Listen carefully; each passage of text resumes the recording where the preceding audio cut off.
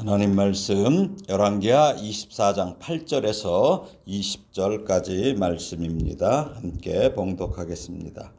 여호야긴이 왕이 될 때에 나이가 18세라. 예루살렘에서 석 달간 다스리니라. 그의 어머니의 이름은 누후스다요 예루살렘 엘라단의 딸이더라. 여호야긴이 그의 아버지의 모든 행위를 따라서 여호와께서 보시기에 악을 행하였더라.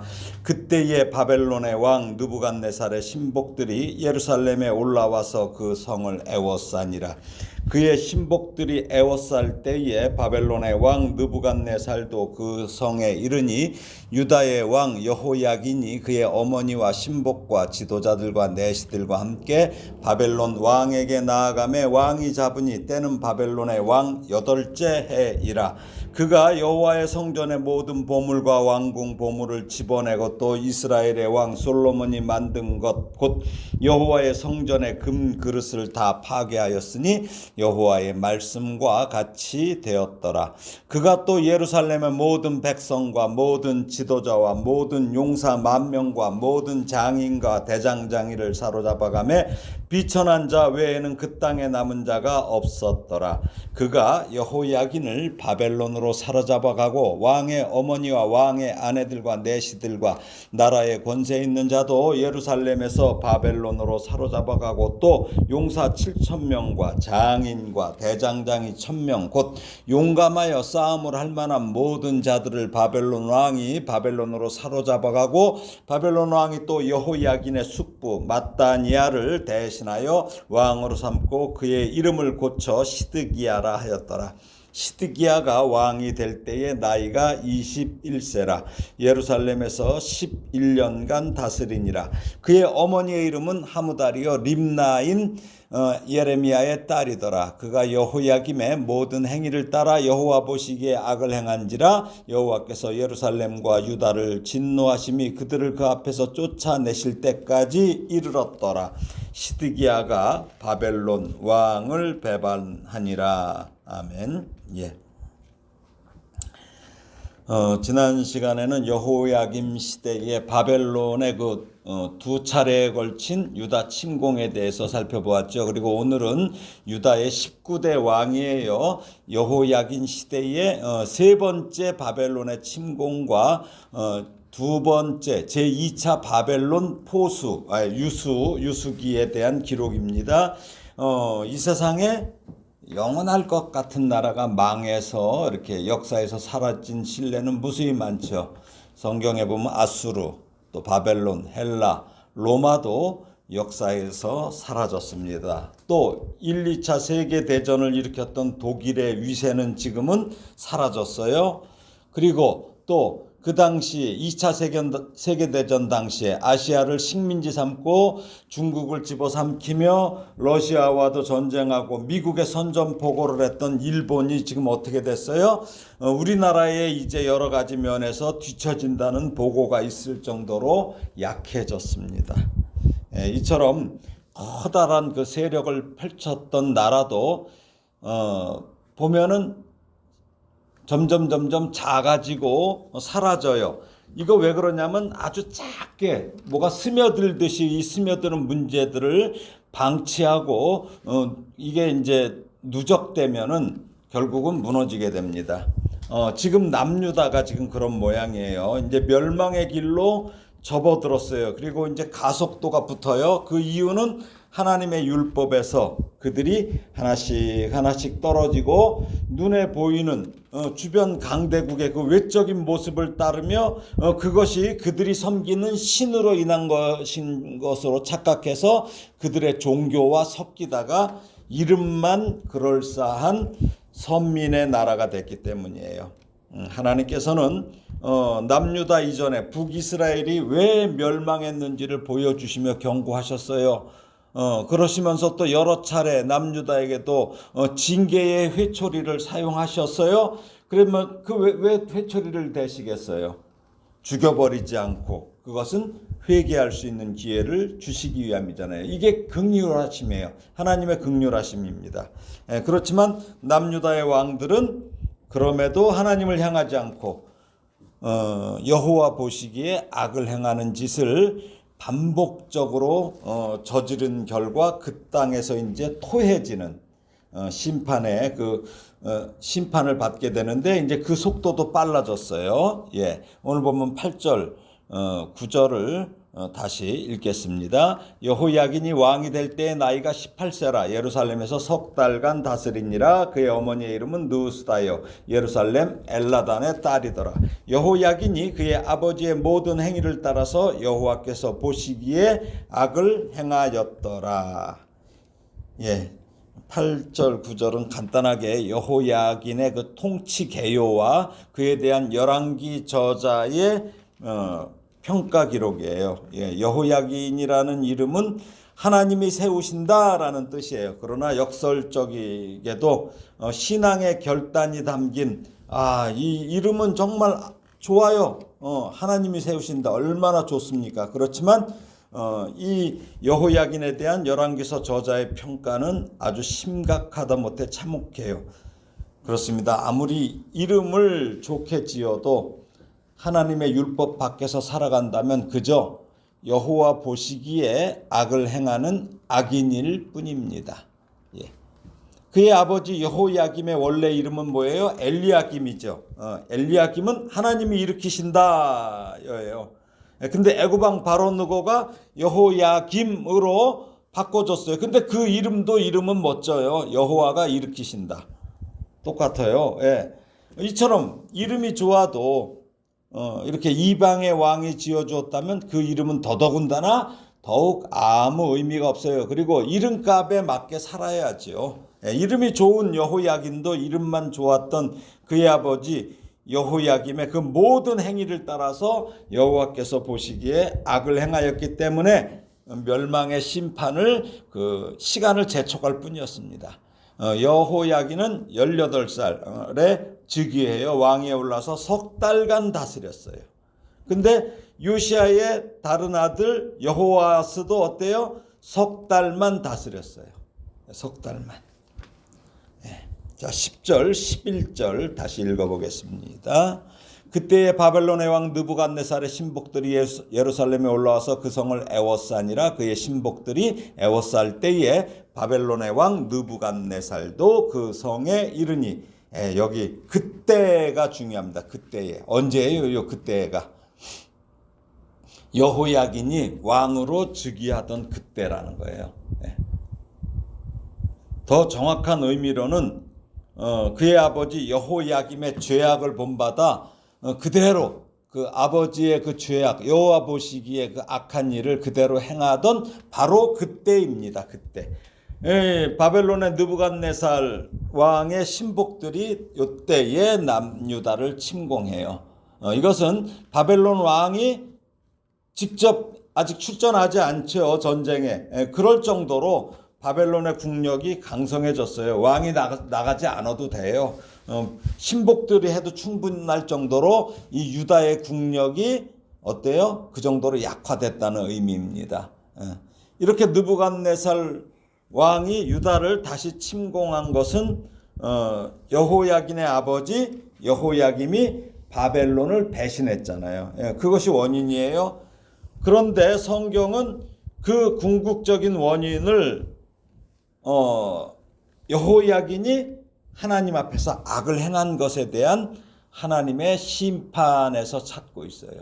예. 이게 원인이라는 거예요. 성경은. 여호야김이 바벨론을 배반한 것은 세상적인 눈으로 볼 때 원인이고 더 궁극적인 원인은 여호야긴이 하나님 앞에서 악을 행한 것. 이것입니다. 12절, 13절을 다시 읽겠습니다. 유다의 왕 여호야긴이 그의 어머니와 신복과 지도자들과 내시들과 함께 바벨론 왕에게 나아가매 왕이 잡으니 때는 바벨론의 왕 8째 해이라. 그가 여호와의 성전의 모든 보물과 왕궁 보물을 집어내고 또 이스라엘의 왕 솔로몬이 만든 것 곧 여호와의 성전의 금 그릇을 다 파괴하였으니 여호와의 말씀과 같이 되었더라. 예루살렘이 함락되기 바로 직전에 그 신복들이 와서 이제 거의 함락할 시점에 이제 왕이 직접 예루살렘으로 와요. 느부갓네살이 오니까 어때요? 바벨론 군대에서 이제 포위를 당했어요. 그러니까 이 여호야긴이 어떻게 버티다가 더 이상 버틸 수 없다는 거예요. 이것을 깨달았고 항복했다는 얘기죠. 예. 왜요? 빨리 항복함으로써 느부갓네살 왕의 환심을 얻고자 한 거예요. 속색이지 않고 빨리 항복하면 징계가 좀 경감될 것 같아 갖고. 예. 우리가 그러잖아요. 범죄자들도 그가 어떻게 그 자수하느냐에 따라서 범죄가 경감 사유가 있어요. 예. 그런데 오늘 바벨론의 느부갓네살은 그 어떤 은혜도 베풀지 않아요. 오히려 여호야긴의 모든 가족들과 시종들을 바벨론으로 잡아가요. 사로잡아가요. 다 붙잡아갑니다. 예. 또 거기서 끝나는 게 아니라 성전의 보물과 왕궁의 보물도 다 끄집어냈어요. 그리고 성전의 금그릇까지 다 파괴합니다. 다 부셔버린 거죠. 예. 이것을 열왕기서는 뭐라 그래요? 여호와의 말씀과 같이 되었더라고 기록했어요. 이것이 바로 소위 그 제2차 바벨론 포수라고 합니다. 유수라고도 하고 포로로 이제 끌려갔다는 거예요.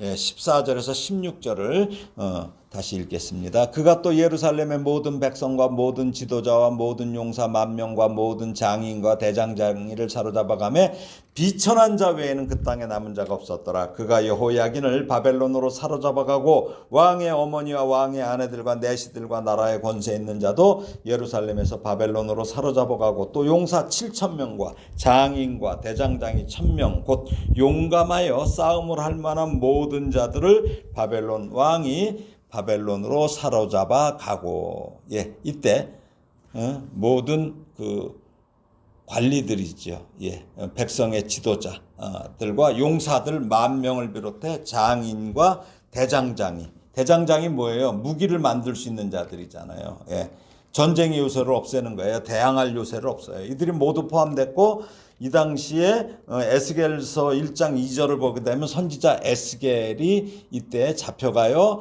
또 에스더서 2장에 보면 에스더의 삼촌인 모르드게도 이때 포로로 잡혀갔어요. 예.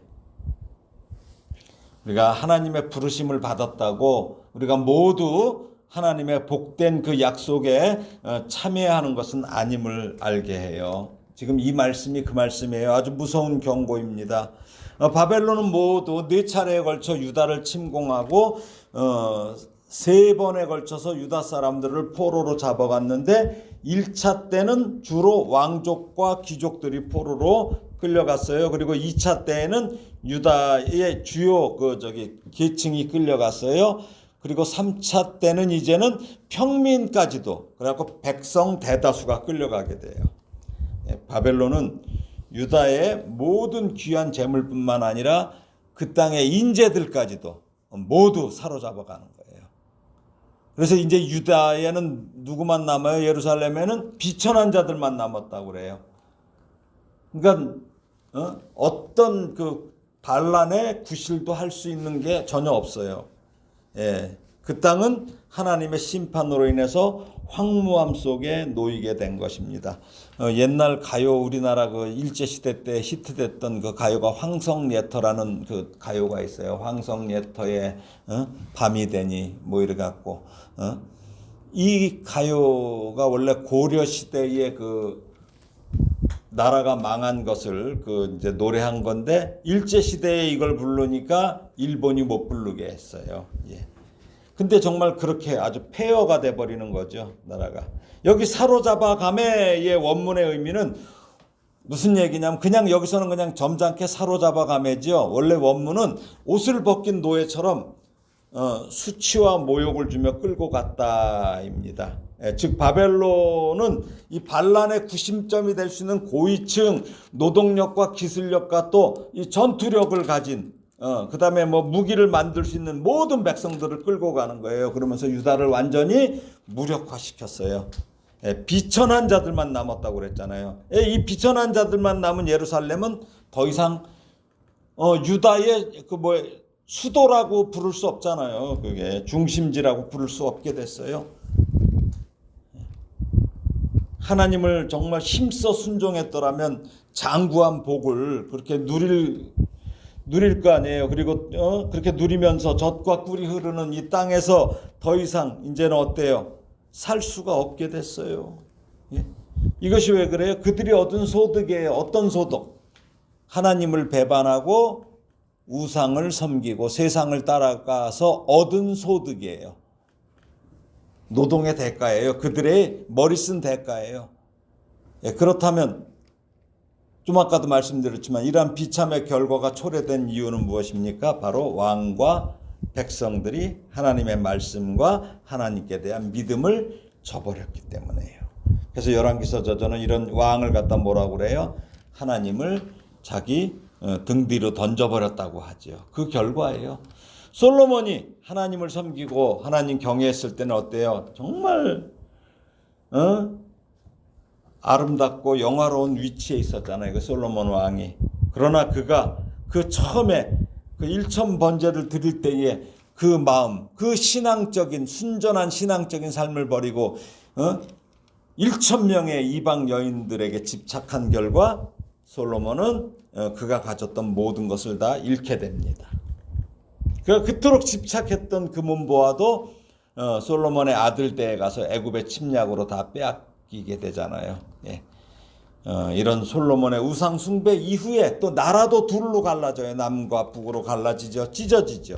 또 이제 차례로 멸망하는 모습은 바로 솔로몬부터 시작한 거예요. 어떻게 보면은 이거는 왜 그렇습니까?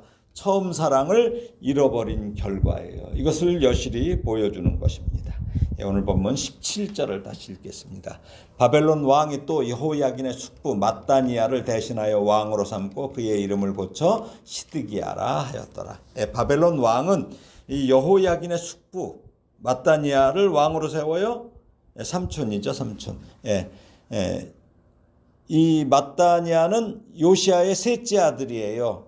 셋째 아들. 느부갓네살 왕은 마따니아라는 말은 여호와의 선물이라는 뜻을 갖고 있어요. 그 이름을 더 멋지게 바꿔줬어요. 어떻게 보면은 시드기야, 하나님이 나에게 정의를 주셨다, 이렇게 바꿨어요.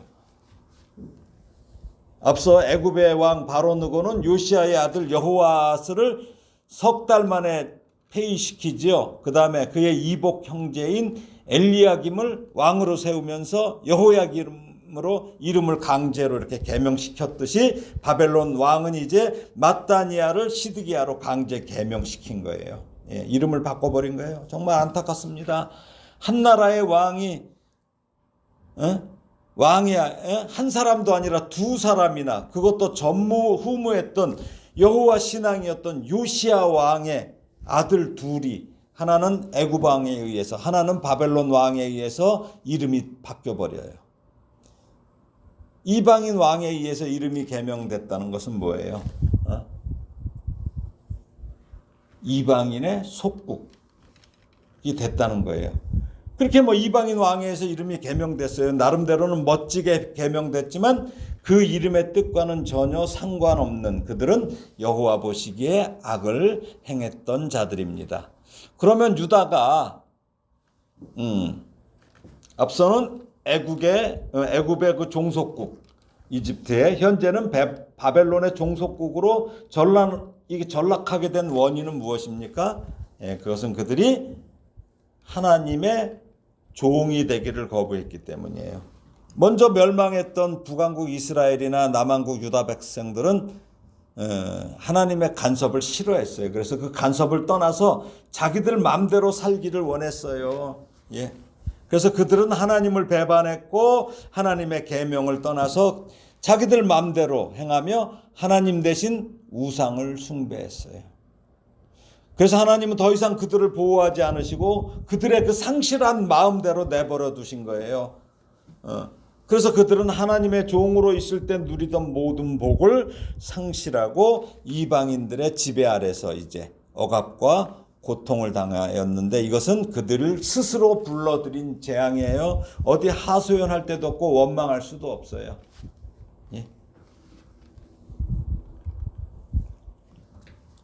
우리가 자유가 뭐예요? 자유. 대개 사람들은 자유를 자기가 하고 싶은 대로 하는 것이라고 생각해요. 그렇기 때문에 하나님조차도 자유를 간섭하고 방해하는 어떤 그러한 귀찮은 존재로 여긴다는 거예요. 이런 사람들은 하나님의 계명이 자신들의 자유를 억누른다고 생각해요. 사실 하나님의 계명은 딱 두 가지죠. 하라와 하지 말라. 이 계명은 어떻게 보면 인간의 자유를 억압하는 것처럼 보이기도 해요. 그러나 그 계명은 어떻습니까? 우리를 억압하기 위함이에요? 아니에요. 그건 억압하기 위한 것이 아니라 우리를 복되게 하기 위해서 보호, 울타리를 주시는 그 안전장치예요. 우리를 보호하시기 위한 안전장치예요. 하나님의 계명을 지킬 때 영원한 생명이 주어지고 하늘의 복이 주어지고 누릴 수 있는 거예요. 예? 그러므로 하나님의 종이 되어서 하나님의 계명을 온전히 지키는 것은 자유를 상실하는 것이 아니라 참된 자유의 길을 걷는 거예요. 자유로운 사람으로서 길을 걷는 거예요. 하나님께서 뭐가 아쉬워서 우리를 억압하시겠어요? 부모가 자식을 억압합니까? 아니잖아요. 부모의 울타리 안에 있기를 바라잖아요. 사람은요, 자기가 원하던 원치 않던 어딘가에 소속되게 돼 있어요. 여러분 세상적으로 어디 소속돼 있어요? 대한민국이라는 거에 소속돼 있지요. 또 어느 지역에 소속돼 있지요. 이렇게 다 소속돼 있어요. 또 직장에도 소속되고. 예. 근데 특히 이 세상은 딱 두 가지로 나눠져요. 하나님께 속하느냐, 사탄에게 속하느냐.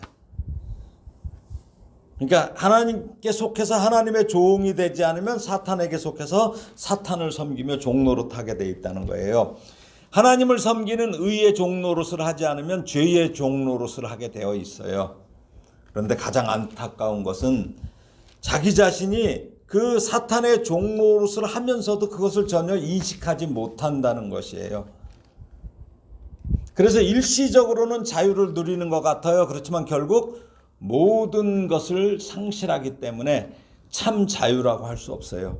우리들은 하나님께 속해서 하나님의 종이 될 때에만 참된 자유와 평안과 기쁨과 행복이 보장되고 이것을 온전히 누릴 수 있는 거예요. 주의 뜰 안에 있어야 돼요. 결국 하나님의 종이 되기를 거부한 오늘 이 유다 백성들이 바벨론의 종이 됐잖아요. 그래갖고 아주 모진 억압과 착취를 당했던 것을 우리 기억해야 돼요. 그리고 끌려가잖아요. 자기는 여기 있고 싶어도 안 돼요. 끌고 가면 끌려가는 거예요. 우리가 어때요?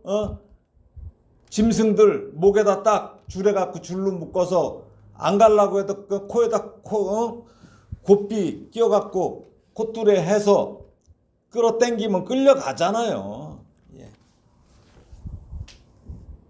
참된 자유는 자기 마음대로 할 때 누릴 수 있는 것이 아니라 바로 하나님의 말씀, 복음의 울타리 안에 거할 때 누릴 수 있다는 것을 기억하시기 바랍니다. 18절에서 20절입니다. 시드기야가 왕이 될 때의 나이가 21세라 예루살렘에서 11년간 다스리니라. 그의 어머니의 이름은 하무다리요 림나인 예레미야의 딸이더라. 그가 여호야김의 모든 행위를 따라 여호와 보시기에 악을 행한지라. 여호와께서 예루살렘과 유다를 진노하심이 그들을 그 앞에서 쫓아내실 때까지 이르렀더라. 시드기야가 바벨론 왕을 배반하니라. 여기 18절은 시드기야가 여호아스와 어머니가 같다고 기록하고 있죠. 그런데 19절에 그에 대해서 뭐라고 그래요? 모든 행위를 따라 여호와 보시기에 악을 행한지라. 이렇게 아주 냉정하게 평가를 해요. 하지만 예레미야를 보면은 이 시드기야에 대해서 좋은 성품도 기록하고 있어요.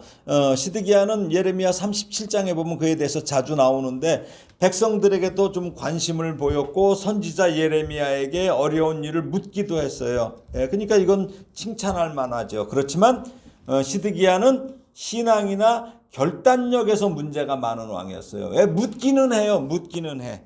듣기는 해요. 거기까지예요. 근데 우리가 우리 성도들이 하나님의 뜻을 아는 일은 매우 중요해요. 그렇지만 사도 바울은 에베소서 5장 17절에서 그러므로 어리석은 자가 되지 말고 오직 주의 뜻이 무엇인가 이해하라고 말씀해요. 무슨 말이에요? 주의 뜻, 하나님의 뜻을 이해하기 위해서 노력하라는 거예요. 네. 그러나 깨달아야 할 것은 하나님의 뜻을 아는 지식이 우리를 완전케 하지는 못한다는 거예요. 이해하는 거에서 더 나가야 돼요. 즉 하나님의 뜻을 아는 것으로는 아무 의미 없어요. 그 뜻을 실행하는 것, 실천하는 일이 더 중요하다는 거예요. 그래서 믿음은 행함이 뒤따라야만 온전해지는 것이기 때문에 야고보 사도는 어때요? 행함이 없는 믿음은 죽은 믿음이라고 이렇게 말씀하는 이유가 바로 그거예요. 하나님의 뜻에 대한 충분한 지식이 있어요. 이해를 했어요. 그렇더라도 실행하지 않는 사람에게는 이 지식이 아무런 쓸모가 없다는 말씀입니다. 노아가 자신과 가정을 구원할 수 있었던 것은 왜 그래요? 단지 하나님의 뜻을 알고 있었기 때문이에요? 아니죠. 노아는 하나님의 말씀대로 히브리서 11장 7절 보면 경외함으로 방주를 예비하여 그 집을 구원하였으니 이 기록처럼 믿음을 행함으로 실천한 거예요. 하나님께서 야 이렇게 해서 이제 홍수로 내가 심판할 거다. 그러니까 이걸 하나님의 말씀을 그대로 믿고 하나님께서 지으시려는 설계도대로 그대로 지으면서 예비한 거죠. 그리고 그 안에 들어가서 구원받은 거예요. 실천한 거예요. 이처럼 믿음은 행함이 따를 때에 비로소 온전하게 됩니다. 그런데 이 유다의 이 시드기야는 어떻습니까? 실행을 하지 않은 거예요. 하나님의 뜻을 알고도 실행하지 않는 사람은 이 시드기야처럼 악한 자라는 평가를 들어요. 또 그렇게 듣는 것은 물론 돌이킬 수 없는 파멸의 길로 갈 수 있다는 것을 우리는 기억해야 됩니다. 말씀을 정리합니다. 성경은 누가 얼마나 오래 살았는가, 짧게 살았는가, 그가 무슨 업적을 많이 남겼는가, 아닌가, 이게 아니에요. 하나님 앞에 어떤 길을 걸었는가를 평가해요. 다윗의 길로 갔는가, 아니면 하나님 보시기에 악을 행하였는가를 평가합니다. 우리 삶도 그런 평가를 받을 거예요. 세상에서 위대한 업적을 이루는데 너무 애쓰지 마세요. 그리고 늘 말씀드리죠. 내가 이렇게 공부를 잘하고 출세하고 부자가 돼갖고 하나님을 증명하려고 하지 말라고 그랬잖아요. 그거 별 의미 없어요. 아무 의미 없어요. 그런 것보다 하나님께 아름다운 평가를 받아야 돼요. 그러기 위해서는 어떻게 해야 됩니까? 깨끗한 그릇이 되어야 돼요. 금그릇 되려고 하지 마세요. 금그릇. 그러니까 세상의 금그릇, 공부 많이 한 금그릇, 높은 자리에 올라간 금그릇, 돈 많이 번 금그릇, 그게 아니라 질그릇이라도 깨끗한 그릇. 이게 중요합니다. 열왕기서에 열거된 왕들 어때요? 이름의 뜻은 참 좋아요. 그러나 이름값을 한 왕은 드물어요. 우리들도 성도라는 귀한 이름을 받았어요. 그러면 그 이름에 걸맞는 삶을 살아야 할 것입니다. 우리는 열왕기서의 그 이름값을 하지 못하는 왕들보다 내가 더 어리석은 자가 될 수 있음을 기억해야 돼요. 어쩌면 더 어리석은 자예요. 이걸 깨닫지 못하면 어리석은 자죠. 그래서 늘 하나님의 말씀에 겸손히 순종하고 또 행하는 성도가 되기를 예수님의 이름으로 축원합니다. 아멘.